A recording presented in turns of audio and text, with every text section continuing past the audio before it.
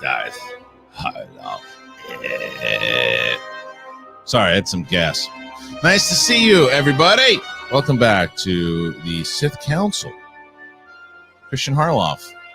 Who are you? Can't hear you, but I don't know. Maybe I can. Maybe you don't know that I can. What the hell am I talking about? Who cares? Nice to see you, everybody, on this. What the hell is today? Wednesday, 17th of February. A lot to talk about. Everybody's going to be nice today, right? Yeah? Good. Happy to hear it. All right. Joining us on the Sith Council as always, she is Darth Sabraw. He is Darth Kalinowski. This is the Sith Council. Cancel. Council. Hello. Council. What's up, guys? How you guys doing? Where's the there it is. Look at this. Boom. Hey. Yeah, nice to see everybody here today. Thank you. We're going to get into an array of different topics today. And by the way, if you didn't know, we don't do the Schmobot here. If you're brand new to the show, what the hell's a Schmobot? You don't have to worry about it because you don't get it on this show. And we're going to be doing super chats. That's it, just super chats. So then it'll be at the end of the show. And if you guys do it, I'll screenshot the damn thing, and then we'll make sure that we bring it up at the end. And that's one. Two, I'm doing a very special stereo today afterwards. So stereo, if you didn't know what stereo is, stereo.com/Christian Harloff. It is an after show where you guys can get involved, ask questions, but sending in voice notes. And it's the best way to interact with creators that you know. And you can also do your own podcast. It's amazing. It's been a lot of fun. We've been having a great time doing it with the SEN after show at 12 o'clock every day. I got Bonnie Somerville on there. Yeah, right. It'd probably be Brett again. So that's one thing. But today, the very special 10 o'clock stereo after show, I am joined by the former movie trivia schmoed and inner geekdom champion of the world, the Smasher. Kevin Smets will be joining me on the after show. So please join me over there. And you should open up a separate tab and watch SEN today because Steph Sabraw is hosting that very show. Yes. That's right. That is right. Okay. Let's get into this because there's a lot to talk about, man. And like I said on what the hell was it? Oh, you stupid idiot! I am. What did I do? Where's this stuff? I have all this. What I've just found out. I have these new monitors. And it's great. I can move everything around, but I'm trying. It's still a learning. You got like 2-3 monitors going on. Is that what you're doing? Two monitors. I got two monitors. I don't know where I'm looking at. No, I got 2 monitors, and I love it. It's yesterday. God. I know. Well, it comes to you. Mike. One is enough for Mike. That's right. How do I use my MySpace account? Settle down. I don't have to either, Mike. I feel that would be a lot going on. It's true. Okay, look. So here's. Let's just get right into this thing. And we all know, and like I said on SEN, this is not a whole. What do you think? What's your moral high ground? Where do you stand? What do you do? What do you do? How do you feel? Blah blah blah. We're not doing that right now. We're not doing that right now. What we're talking about is we are getting into this report. The Hollywood Reporter has a couple different reports in the character of Cara Dune. What is going to happen with the character of Cara Dune? That was the question. After Gina Carano was fired from the show, the question is, what are they going to be doing with this character? What's going to happen with this character? And so the reports, and I'm looking at Star Wars Newsnet. And Star Wars Newsnet, they're reporting from Hollywood Reporter. There's two things. One report is that they said, yeah, they're going to recast the character. They're going to put somebody else in it. They're going to recast it. There's another one that says Lucasfilm has no intention of recasting the character. So where do they stand? What are they going to do? I don't know. I'm not sure what's going to happen. The question is for the Sith Council is what should they do? The character of Cara Dune was supposed to, from rumors and reports, she was going to get her own show. She was going to be in the Rangers show. Maybe it wasn't the Rangers show. Maybe it was something else. I was hearing that a while ago, way before anything was going down on social media like that she was rumored to be getting her own show. So they have certainly set it up in season 2 that there's more to the backstory of Cara Dune with Alderaan, and that there was more leading up to her accepting the role and doing all that. As far as taking she wasn't a sheriff, but what the hell was she? Marshal. She was a marshal, right? Mm-hmm. She was a marshal. So there's two sides of it. The one side is like, how badly do they want to continue that story? Is it crucial to carry into the Rangers of the New Republic? And did they have to? Could they just say she's off fighting missions somewhere, or do they need to recast? What do you think, Steph? What do you start with? I've been thinking about it a lot lately, and I've been revisiting my thoughts about season 1 and season 2 of Mandalorian, and I truthfully never really liked Cara Dune's character that much. I like the idea, the premise of it. We have this woman who was smited by the Empire, and now she's going to fight against her, and she's this badass warrior. I don't know why exactly. I mean, there's a few reasons why I didn't love the character. So I think in terms moving forward, I would be totally okay with them making up a story that like this is she's fighting on a different planet. She's defending the good, and that's kind of where they leave it. I don't think that they need her in the Rangers of the New Republic show. I think that it's obviously exciting to think when you see a female cast in Star Wars that the potential of them having a bigger storyline come after the Mandalorian, sure. But now we're getting characters with Ming-Na Wen and a bunch of other characters coming through the forefront and there's so much to be excited about that I don't think that they need to force a character that's so divisive now into an already very divisive franchise. I think they just cut their losses and move forward. I understand that point of view. I really do, because I think that it's almost like you can't win, right? Yeah. If you recast, even there's talks like Lucy Lawless, right? Is what a lot of people were saying. Put Lucy Lawless in there, let her do it. No matter how beloved Lucy Lawless is, it's just going to cause a storm. It's just going to cause a storm. I think that you could probably be better off saying she's off fighting missions. And that's it. And I kind of agree with Steph. I agree with Steph here, Mike. What do you think? I think it's kind of what we talked about before the show. It's two camps. You'll have fans that will love that and go, hell yeah. And you'll have the other people that are go, nope, this is awful. I'm done with Disney Plus. So I think, but it set it up perfectly where she was on Navarro. She had her at her desk taking care of this town. Like, just leave it at that. But that's tough. Tough though. That's tough. The Navarro thing. Yeah, because that means you're basically what are you going to cut Carl Weathers out too? Because he's got to go back unless Carl Weathers gets off the planet and goes somewhere else. But Carl Weathers is running that thing, so was Carl Weathers though attached to the Rangers though? Not the Rangers, but he had a pretty. He's going to be the one that delivers the line of he's going to be the one that says like, oh, she's off. She decided to go back and fight missions here and there. And then everybody's going to tweet about that and say, oh, that's what they did. But that one, I think if they do it that way, people will cause a big stink online that day and talk about, oh, that's how they did it. They did her dirty or good riddance, blah, blah, blah. They're going to have that whole thing, but then it goes away. If it's a character that's recast and the same thing, you're just going to, you can't win, and it's putting such a burden on whatever actress comes in to retake the role. I think someone in the chat room said it. Write a different type of character, a different badass that kind of comes in and does it. Maybe bring Cobb Vanth in there. Throw him. That's a tough one too. You're taking. Why?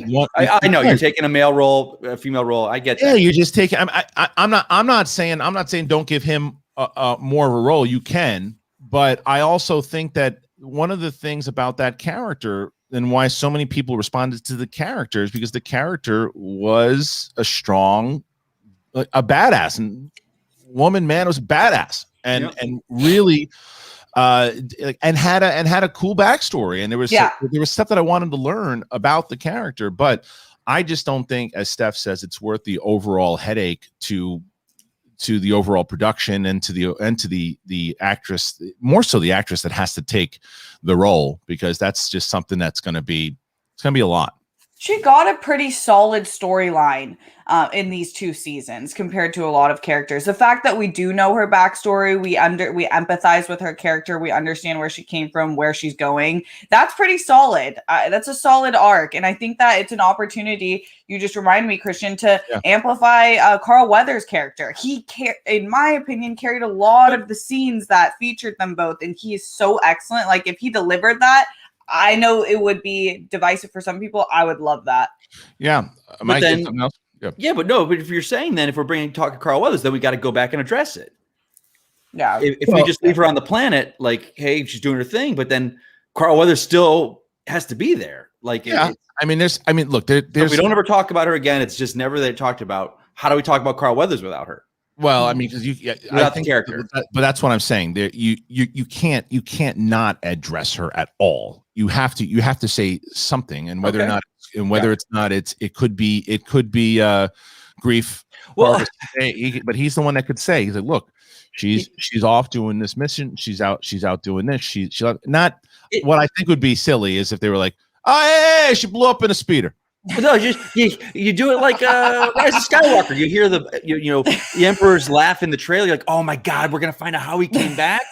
Oh, it's gonna be awesome. Opening scroll, the dead speak. Oh, okay, he's back. Then yeah, getting Cara any. Dune didn't survive.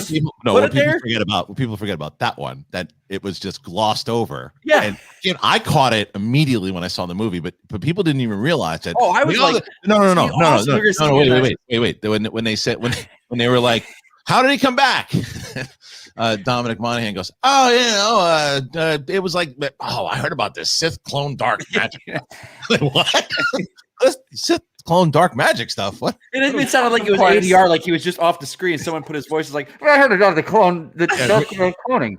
Hey guys, you know what I realized? I was reading the script. We haven't mentioned how the Emperor's coming back. No, we didn't. Hey, Dom, read this. One line. Here's some script. Dom, read Boom. this. Sith magic stuff. Great, you got it. Moving on. God, it's a tricky situation. It's a tricky situation. But here's the thing. They explain it better in the novel, by the way. The novel is see it. I know, but we'll see it like in a year. So hopefully it'll have died off by then. And sure, it will be reflamed, but hopefully a year will be enough time. It's not like, oh, it's coming next month. Bless you. Thank you. Yeah, that's true. It's a year from now, and there's the Book of Boba Fett, which is coming before, and she wasn't expected to be in that. So there's a big grace period. I also think that we don't know what her response is. She might keep it pushing and not even like mention wanting to be back in Star Wars. We really just don't know. We don't know. We'll see. You think? I don't know. I think there's a lot. And then again, it's a different podcast. But either way, I think that this is something that is going to be a big topic that's already, that Favreau and Filoni and Disney, everybody, they've been talking about what do we do? How do we do it? This is not as if, Din was Pedro Pascal or something, because I mean, even so, it's a little, you just keep the mask on him the whole time. There you go. He's like, it is my way, and I have to keep my helmet on. Yeah. That's you rewrite the whole thing. But this is something that you can maneuver around it. It's going to be tricky, but you can maneuver around it. It's an easier one. Like it's like if Moff Gideon, if this situation was that, this would be, or something like that. This is a maneuverable. It's not a the show's Doom. You could go around. Yeah. It's like, okay, it's not a Doom situation. I think. It's going to be a little weird for a little bit. I'll tell you, most of the characters on this show, because of how it's written at the moment and the way that it ended, you can rewrite around all of it. It's like, even if Grogu was saying some crazy stuff. Yeah. Grogu's got to go. Yeah. He's a loud talker. Yeah, it's true.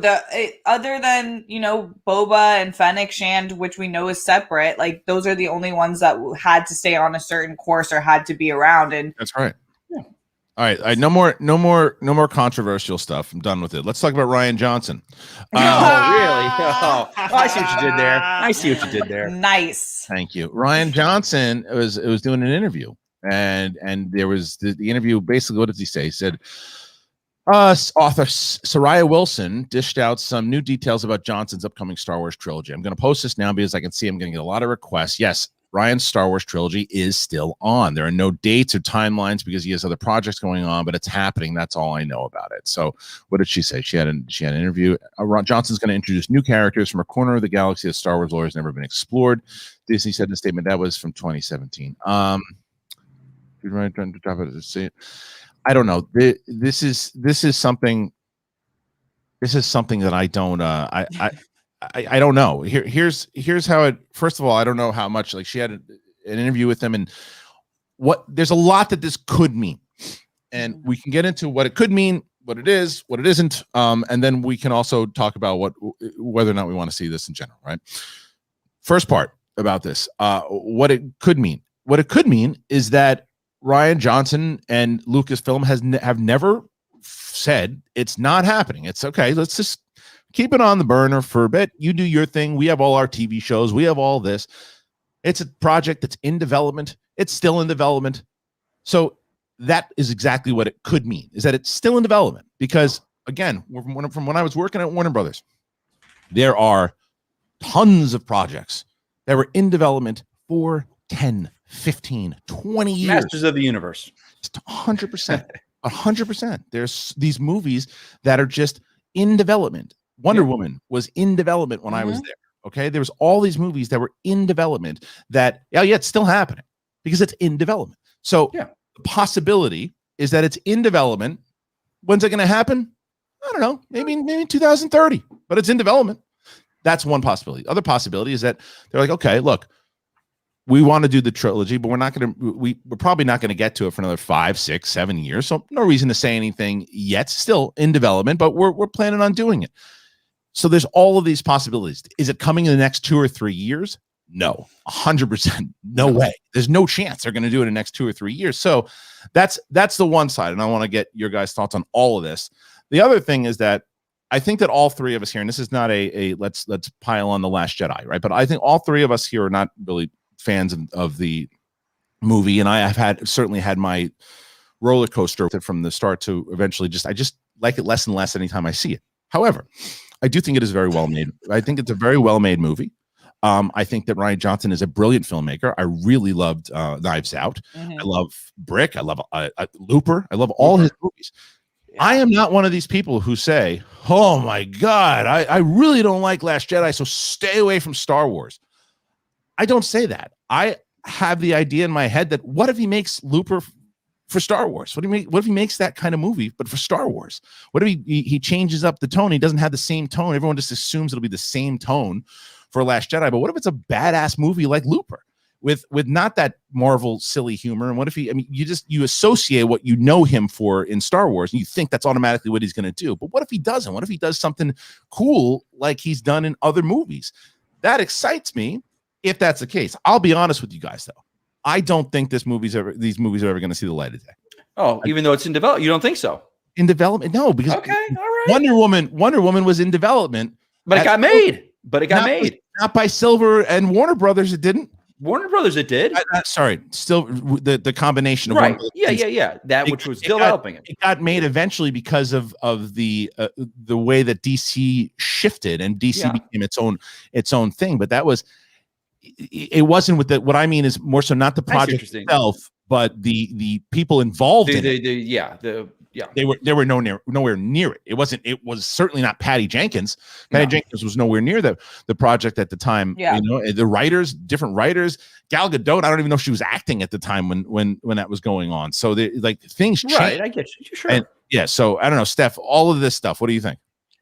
I think that I love Rian Johnson. I think that he has proved himself as one of the best working right now. I think it's a little bit interesting to be having a discussion where this man might have the opportunity to make 3 more Star Wars films because The Last Jedi was just not great, in my opinion. And I think that in order to deserve more work in a trilogy, you should be knocking it out of the park. I just think that's how life works. Like, you show up and you get what you deserve. And I do think he showed up in other ways like Knives Out and Looper, and that's where people are really excited about it. But it just seems a little bit odd that we wait, Steph, I gotta say though, we are in the minority, and I know that there's a loud voice of people who don't like that movie. The movie it's very high on Rotten Tomatoes. It is also, and then what people are like, what the hell does that mean? I calm down. I'm on you. I'm with you. However, there's also, it is one of the higher rated Star Wars movies by fans. There are a lot of fans. Yeah. I look at this, and this is what I said the other day. And again, I'm opening myself up here, but I don't care.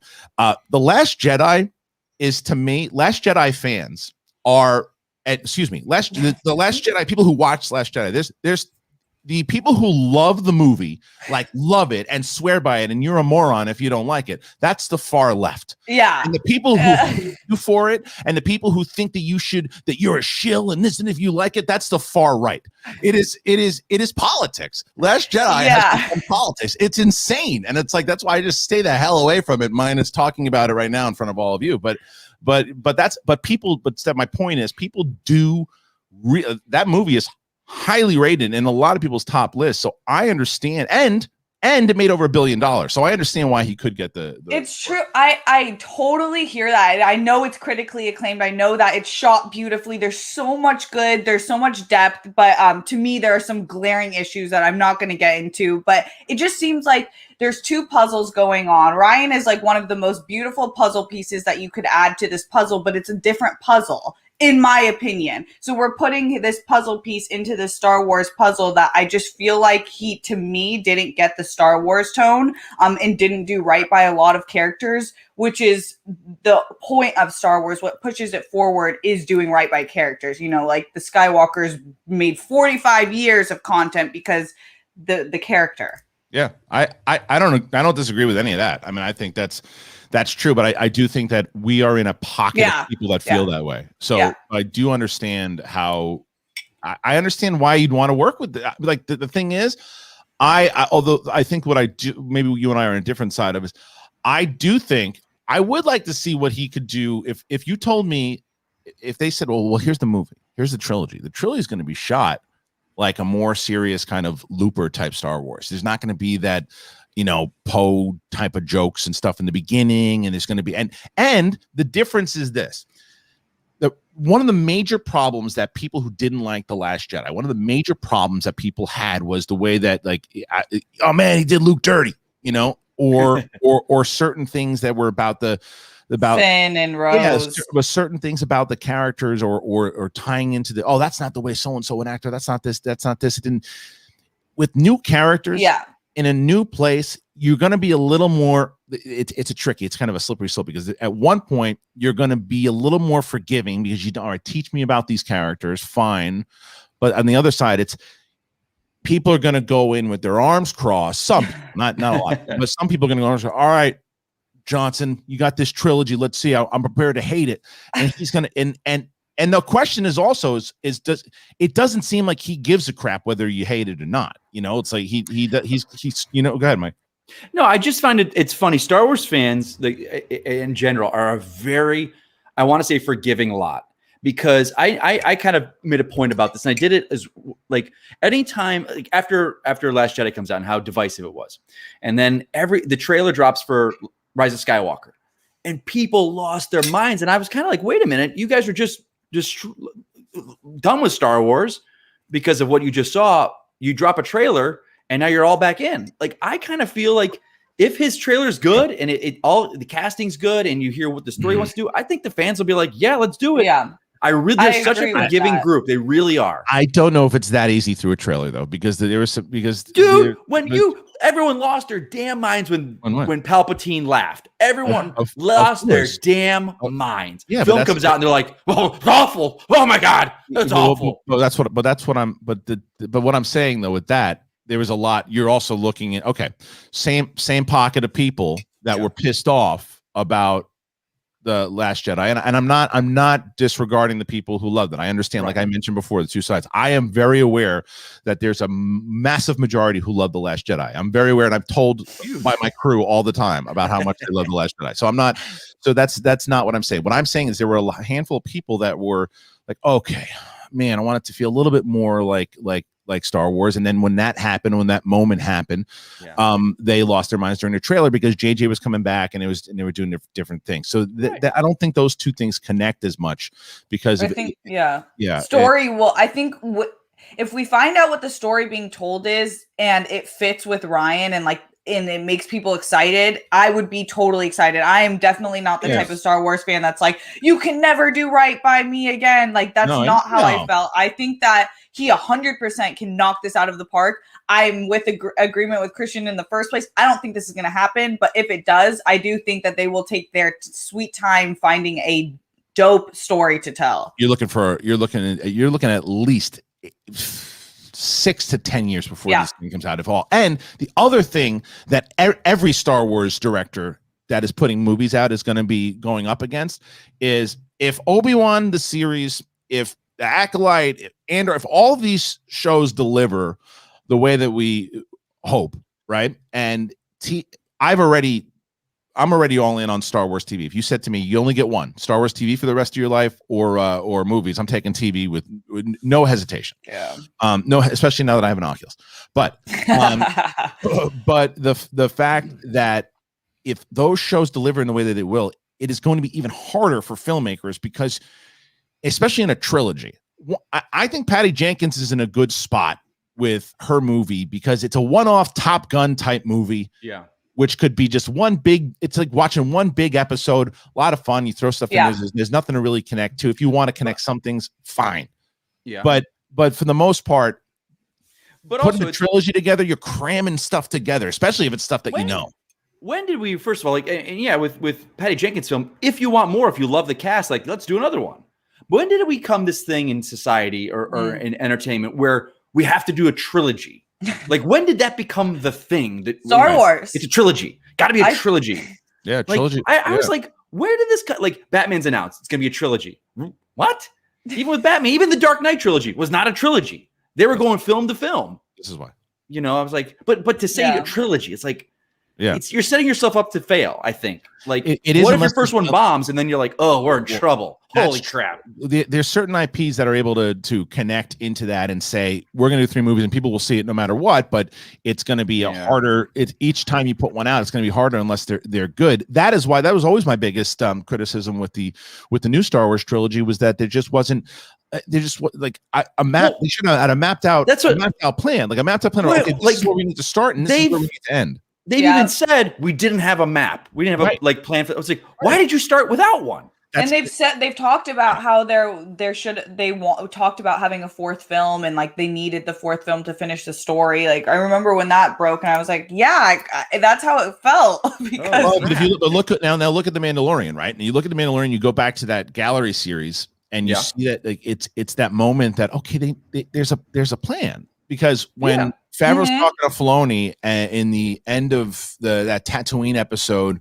when Ming-Na is laying out and it looks like she's dead, when Jake Carnivale shot her, your buddy, hey Mando, I just shot somebody. So when but there's that scene of the boot, you see the boots, and they didn't tell us who it was, and the fans were like, well, who is that? What is that? What?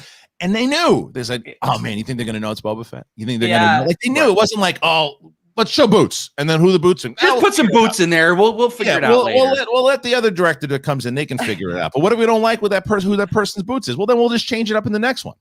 What? It's messy. Yeah. And the fans smell it like a fart in an elevator. They're playing. I like how they're flexing and like saying out loud, like we've had this plan. That is a good indication that that's kind of where Star Wars is moving, where they want the plan and they're going to tell you we have the plan. Don't you worry. I need that reassurance. We love a good plan.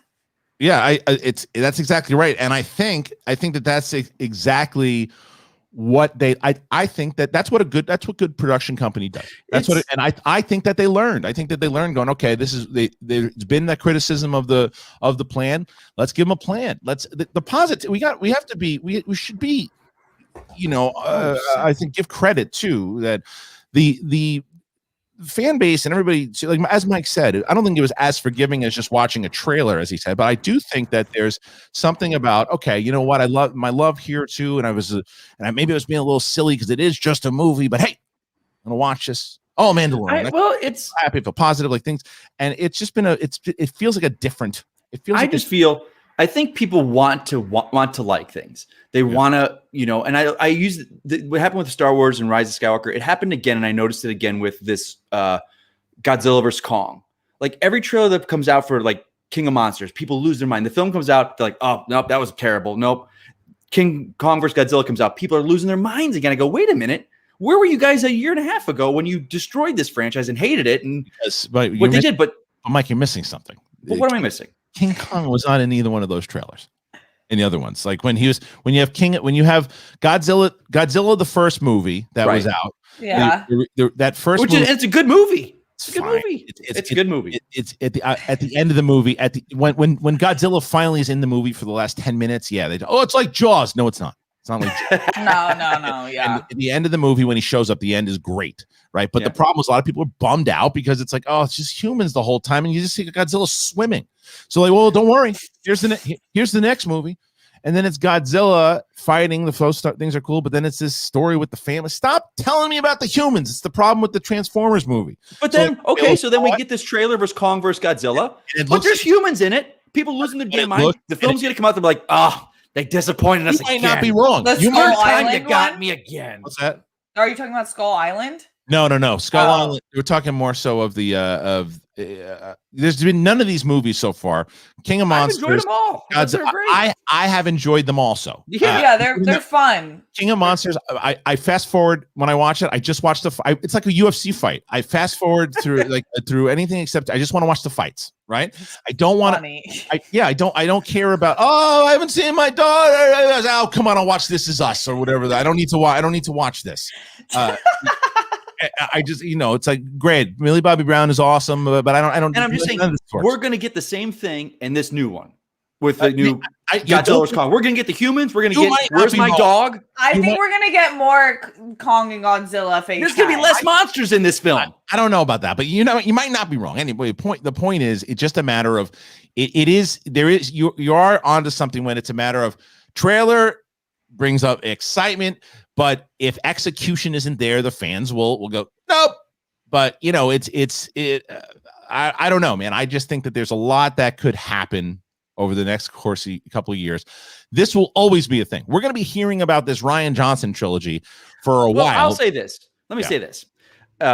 Coming from a man of disappointment, and I think Star Wars is smart because I remember DC announcing this massive slate of films. By now, we would have had Cyborg, Green Lantern, Flash, and Justice League Part 2 when they announced all of those big things 5 years ago. These things have learned you don't tell people when things are happening like that. Right. You just don't. Yeah. And I think they're smart. I think, like you said, 10 years from now, we'll get this film. It also does. It goes back not in the same extent, even by a long shot with what we were just talking about with Cara Dune, right? But if they decide today to say we're not doing Rian Johnson's movies anymore, what does that serve anybody except a big explosion on social media again? In this, because there's that because a lot of people go, good for you, Disney, and other people will be like, oh man, this is a power to this, blah, blah, blah. It'll be the same thing. But if they just leave it as it is, and like I said, one of two things. One, just develop it. See if it comes out with something good, and then in 5-10 years, whatever, when it finally comes out or it happens and you like the story, then you make it. But it doesn't serve anybody to say they're not doing it or we're definitely doing it. It's like, it's in development. Have we talked about what happened with the Game of Thrones guys and their thing? Is that done or? Yeah, that's toast. That's still developed. That's done. That's officially they said it's done. That's okay. That's done. That's the difference. The difference is they developed it, didn't work. Didn't work out. They were developing old republics. They were developing the birth of the Sith and the Jedi. With that kind of stuff was cool. That would have been. I still hope that they do something with that. But I think honestly, this is the best sort of conversation to happen for Disney right now with everything happening with Cara Dune. If I'm Disney, I'm pumped that this conversation is just simply about whether or not this could happen, not whether it's not happening anymore. Just it's a fun conversation. And the great thing is there's great content that is in production and pre-production that takes the things like it's not this drought where everyone's like, what's going on? I need to know. Where's my Star Wars? I need to know. Give me something. And because of movies right now, like if this pandemic hits 3 years ago, Star Wars is in a really tough place. Yeah, because the it's like some people are like, oh no, it's fine. The mystery will be there. Yeah, but you're furthering the lore and you're furthering the characters. This is the whole point of when I had said back in the day when there was no streaming service that I did believe that if done right with a plan, 2 movies a year certainly could work. Marvel has easily proven that. DC has proven that it can work. But the issue is if you don't have a plan, you're just throwing movies out there and you don't give it the right marketing, then it won't work. But it's also why people are like, oh no, that's just too much Star Wars. That is bullcrap because you're going to have a lot of Star Wars over the next couple years with Boba Fett, Mandalorian, Obi-Wan, Andor, and you're going to eat it up with a big slice of pizza or wings or whatever. You're going to eat it up. And, what the hell was that? Eating it up. What? Huh? I don't know. It sounded like a gas leak. No, oh yeah. Well, I thought you were making a noise. I didn't do that. No. Oh my god, it might have been my mic. That was good though. Eating it up. Eating it up. But I was sizzling. Sizzling it up. You're sizzling it. I'm just saying there's ways it goes back very similar to stand-up comedy. I was just thinking about this this conversation I had with somebody the other day, and I've talked about it. If you guys followed me when I was on Collider Live, we had this conversation often. There are people who are in a very different mindset that I am when it comes to comedians. I think feel the same way. Anything can be funny. However, not everyone can make it funny. Right? So, and that's where it becomes very rare. The same thing goes for you can make as much material as you want. It doesn't mean it's all going to be good. You know what I mean? Like, it's like you can put in as much effort. You can say, "Oh, I'm putting out 5 things a month, 5 things a year, 5 things." Blah, blah, blah. It's like great, but it's you got to have the right team to make it work. If you have the right plan, and so that's kind of like the similarity that I feel that it's like you can do it and you can make it happen. You can do 2 series a year, and they seem to have the right team. The way that they're shooting stuff now makes it look phenomenal. The budgets seem to be in order. So I don't know, Steph, what do you think? In terms of what, the actually making this happening? As far as just in general with the TV shows and all that, and do you think that you know, two a year, is it too much? Like, what do you think? I don't think it's too much. I think that you're exactly right that it was proved with the sequel trilogy that even with one of the greatest story bases of all time, Star Wars, everything needs to work for it to be like loved and appreciated and looked back fondly on. So I think moving forward, if they actually do what they've done, executed like they have with the Mandalorian, then hell yeah. I think that they could have a plan where either maybe it's 1 movie and 1 show a year. I think they can definitely have multiple productions coming out, especially with animation. There is so many different means of consumerism that they can tap into with the right plan. Yeah. All right, look, we're gonna move on over because this is actually, Steph and I talked about this when we were doing the stereo show. This is why I think I love Sith Council as much as I do, because there are stories that we're going to talk about. There's other things that we might want to bring up, but if we decide we're going to spend 25 minutes, 30 minutes on one topic, we're just going to go. And it is one of the things that I have to give so much credit to Adam Smith, who was the engineer and technical director over at Collider Live when we were doing Jedi Council. And Adam would just put so much time and effort into all the graphics and everything for Jedi Council. So if you skipped over something, he would just get this kind of, I just spent 4 hours on that. And you just skip it over it. So like, with that, you had to stay on course to make sure you did all that stuff because it was a really well-produced show. This one, not so much. We're just gonna talk, and that's kind of what we're doing here. So we got some questions that you guys have brought up. If you want to ask any questions, please throw in the super chat. We are here. We're going to be here until around 9:55 because Steph's got to jump early. She's hosting SEN. I'm going to be on stereo.com/Christian Harloff with my good buddy Kevin Smets talking about the Rian Johnson stuff also. So you can join us. But here's the first question. Nathan Barnett. I doubt Disney's ability to cast and create a new character. Doesn't need to be that kind of character, but this universe is huge. A small blow, but nothing they can't recover from. Yeah, I agree with that. I think that maybe it's just one of these things I think as Steph was saying before, and I think you just move on at this point. I think you just move on. But that's it. And one more thing here, guys, to make sure that you know, stereo.com/Christian Harloff. If you didn't know what Stereo is, it is an app where you can interact with all of your favorite creators and you can send in live voice messages. You can ask questions, be involved in the conversation, really get deep and involved with us. You can start your own podcast with your friends. It's phenomenal. It is an incredible app. Stereo.com/Christian Harloff. We do a show here every single Wednesday at 10 a.m. right after this show. So please join us over on stereo.com/Christian Harloff. I absolutely love this app. I have fallen in love with this app. I can't wait to be able to talk to you guys afterwards. Can't wait to be talking to Kevin Smets afterwards, and hope you will join right now. Download it. Go to your app. Get stereo.com/Christian Harloff. Join me today. I'm almost at 2,000 followers. Would love to be in that conversation with you all. Okay, let's get to the next question here. The next question. Sorry, I'm gonna Mike. I'm really digging these double monitors here, man. You gotta check this out. I'll bet.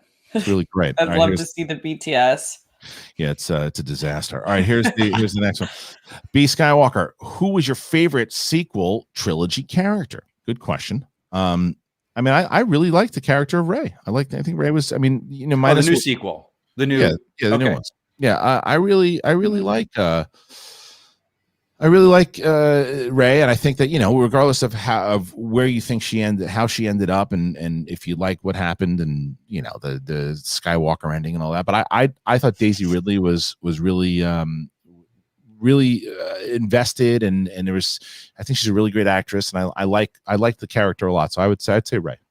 Yeah, Rey's. I'm tied with Rey and Finn. Those two, my favorite. Oh, I'm going Poe. I love Poe too. I loved him. I thought he was great. And I think Oscar Isaac is the reason why, you know, that Oscar Isaac is the reason that character even made it past the first scene. He was supposed to die. What? Yeah, they were going to kill him. I love stories like that. Yeah, he was supposed to, in that TIE fighter, he was supposed to crash, but then I think Oscar Isaac was like, hey, you know, let me figure this out. Yeah. All right, here's the next one. I don't know if this is what it was. My employer, Hego Damask, approves this podcast. Well, thank you. Amazing. Yeah, I don't know. I don't know if that was a bit or whatnot. Okay, let's see. This is the next one. Hego Damask? Yeah, do you know what I'm talking about there? I don't know. I don't know if that's up there with Gulp Shido. Yeah. Wait, how did y'all feel about Maz Kanata? I loved Maz. I know a lot of people. I like Maz. I like Maz. No, I like Maz in the first one. The second one. Yeah, they just like a bad video game. God. Oh my God. So we need. How do we didn't explain this plot point. How do we? Oh, well, we could throw up a hologram. Yeah. Who's she fighting? I don't know. No idea. It was a game. I don't know what the hell was going on there. All right. Hitman Hudson. Should Star Wars do more with Harloff Minor? I hate to tell you this. I think when I had my little Galaxy's Edge moment, I think that was the end of Harloff Minor. They probably blew it up in a novel somewhere. So probably the end of it. You never know. You could be Poe and have like a relived story.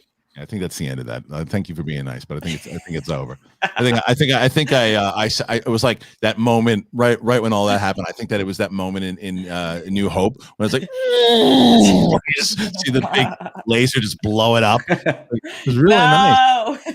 Claudia Gray is like about to write it into her next novel. She's like, "What happened?"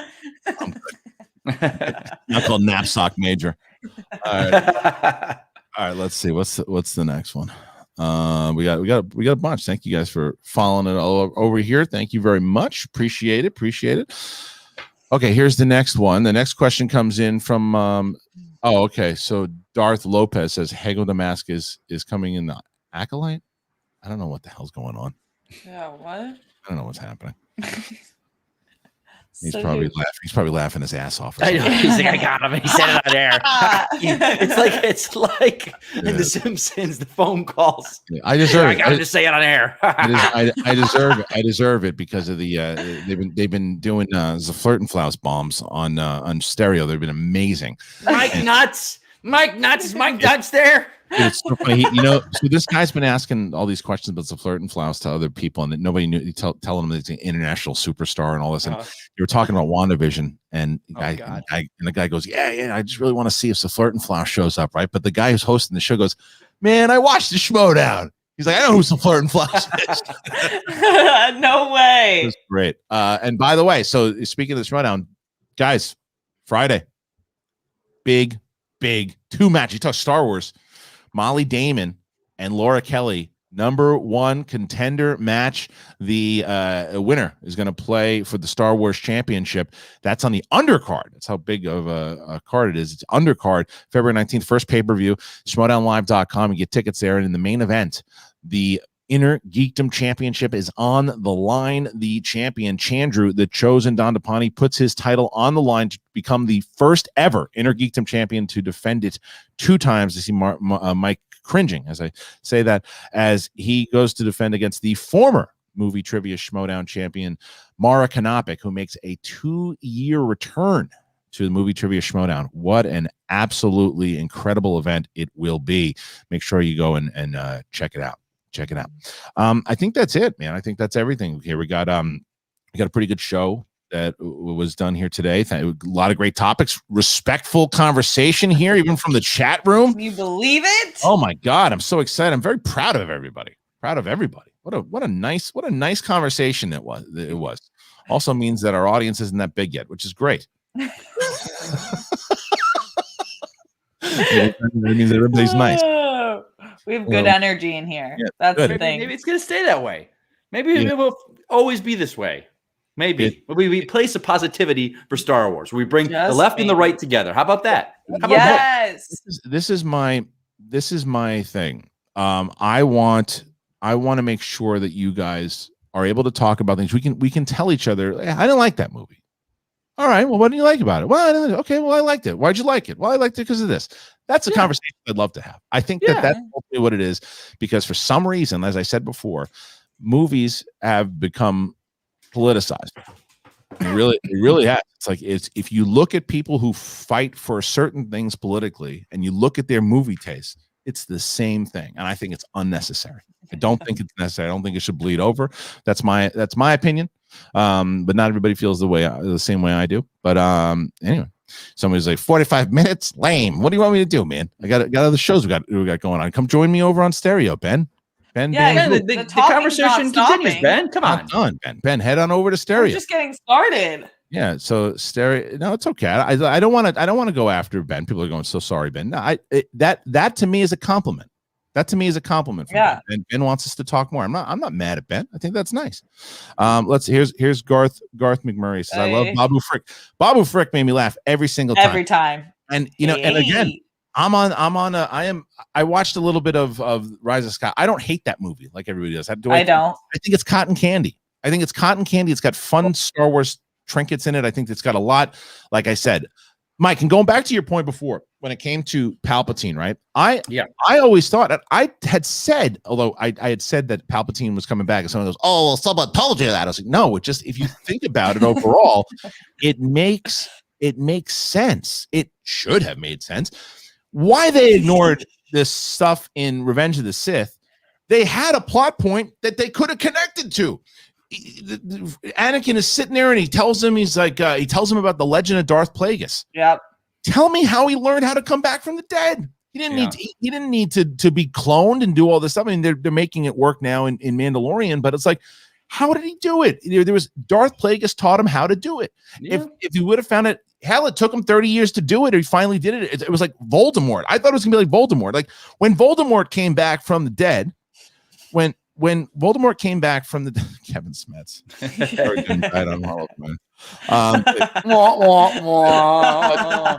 But when Voldemort came back, no one said, "Bah, come on, that doesn't make what dark wizard cloning magic? What?"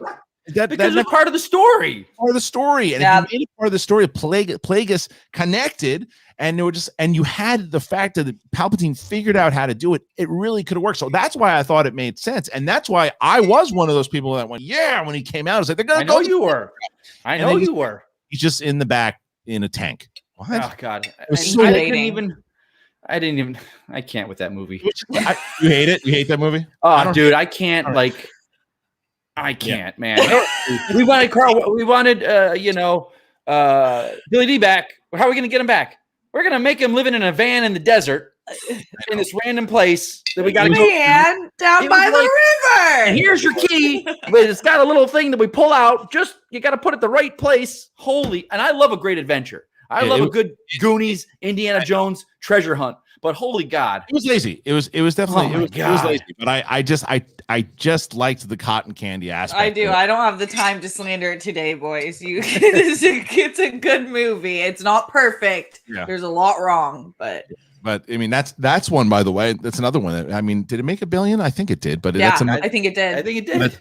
that's kind. I think minus Sort of the Attack- Transformer film make $1 billion, and there you go. Well, That's minus crazy. Attack of the Clones, not Attack of the Clones. Yeah, I minus like Attack- Zoe Yeah. Bliss. I like Well, Zoe wait, Bliss. She was great. I think Attack of the Clones is the lowest rated. No, Oh, yeah. Rise No. of Skywalker beat it out. Oh, Yeah, it became the lowest rated on Rotten Tomatoes of all of Wow. the Star Wars. Yeah, Skywalker Yeah. story. Yeah. But that's not true. So someone said that they wanted us to talk more now and just trash talking Star Wars. It's not true. There's like Steph and I just said I I'm liked like, I'm trash talking it. how much you like the movie, and I think there's cotton candy, but there's some stuff that just didn't make sense. And I'm think saying it's trash. It's me. I'll take the blame. Stop But it. but there is that thing that I just wish that they could have connected it more inside of the prequels. Especially with JJ coming back. You really thought like, okay, the captain's coming back. They're going to right the ship. Right. And nah. Well, because I think that it was I think that JJ should have just stuck around. Should have done all three. Done all three. Should have just stuck around for all three. Yeah. Because and that's easier said than done. Because the man has a family. You wanted to take some family off, and let's see, what is this now? Darth Lopez, 50 years before the Phantom Menace, Darth Plagueis. Years before the Phantom Menace. You mean, what are you saying to do Like, have do a story of this? story about Maybe him? just explained. Yeah, I mean, you could absolutely. So here's another one here. Ryan Payne. My name is Darth Sidious. I was once the leader of the Senate and emperor of the whole galaxy. I'm a clone. I have a granddaughter living in a van down by the river. Down by the river. Down by the river. Down by the river. That's Lando and Rise of Skywalker.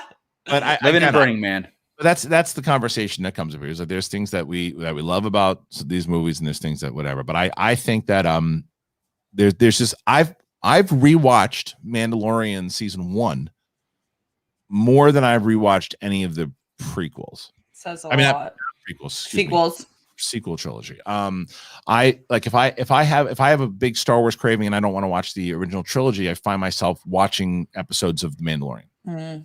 Like that's kind of what I've been doing now. I just and it's nothing. That's nothing again. This is my personal taste of what there are other people who will go and say, "Oh, I want to watch Last Jedi. I want to watch Rise of Skywalker. I want to watch Phantom. What's the first one? Shoot, Force Awakens." Mhm. So, and that's it. I think it's the overall point of what we're talking about here is that it's Star Wars is for everybody, man. There's things that you're going to love about it. There's things you're going to be passionate about it. And that's why we're glad to be able to do this here for you all. So thanks for joining us on the show here today. Thank you to Steph. Thank you to Mike. Follow Steph over to SEN Live. She's going to be hosting today. We'll give her some support. Mike's going to still be trying to figure out how to use stereo. I will be on stereo. We had a great stereo the other week. It's awesome. Yeah, we did. It was so fun. We killed it. Isn't it easy, Mike? Yeah, once we got going, sure.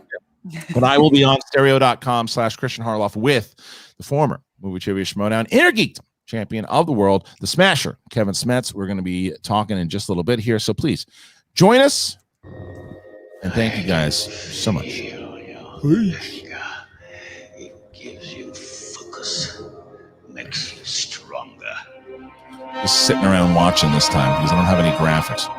What's the matter? You're 2 screens. You can't get graphics up there. What's the matter with you? Adam Smith anymore. Where's All Adam right. at? Jamming. Jesus. Peace. Oh, wait, watch this. I do have something. Watch What do you this. Hey. There you go. Look at that.